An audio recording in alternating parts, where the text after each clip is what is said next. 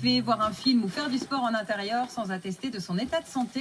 L'extension du pass Covid est entrée en vigueur ce matin. Reportage à l'heure du café à Genève avec Anna Silva. Ce matin, la météo radieuse invite les gens à rester en terrasse. Dans ce café très fréquenté à Genève, les clients boivent leur café au soleil.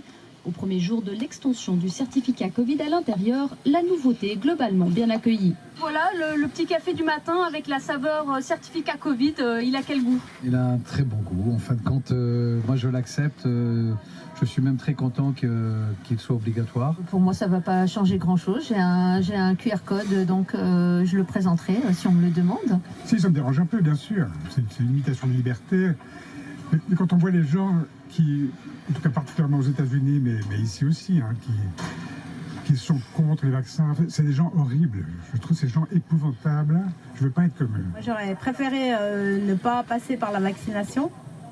Mais voilà, c'est une obligation, donc on le fait. Je rentre de France, là j'ai été contrôlé régulièrement dans tous les restaurants. Après, c'est souvent la forme qui peut pêcher. Mais bon, on peut bien comprendre que ces gens ils sont pas formés pour faire ça et qu'ils font du mieux qu'ils peuvent. Mais non, c'est un moindre mal. Du côté des équipes, tous ont téléchargé l'application qui permet de contrôler les passes Covid. Ce matin, seuls 4 clients ont dégusté leur café à l'intérieur. Mais ça risque de se corser avec l'arrivée des mauvais jours. Les jours il fait un peu moche, ça va nous prendre du temps à envoyer, c'est un peu la course, donc je pense que ça va nous pénaliser sur le service un petit peu. De toute façon, hein, si on a 25 personnes à l'intérieur, on doit vérifier pièce des doigts, ça va prendre un peu plus de temps. Donc le service sera un petit peu plus long, mais tout le monde va s'adapter, hein, clients comme nous. Pour l'heure, ce café ne souffre pas d'une baisse de la fréquentation, mais ça risque de changer ces prochains jours.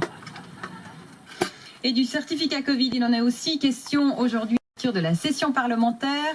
Pour l'heure, Esther Mamawashi, les parlementaires n'ont pas besoin de le montrer. Oui, effectivement, il y a cette exception que vous citez, Claire, qui provoque énormément d'incompréhension à l'heure où on demande à tous les Suisses de montrer patte blanche quand ils veulent rentrer dans un endroit fermé.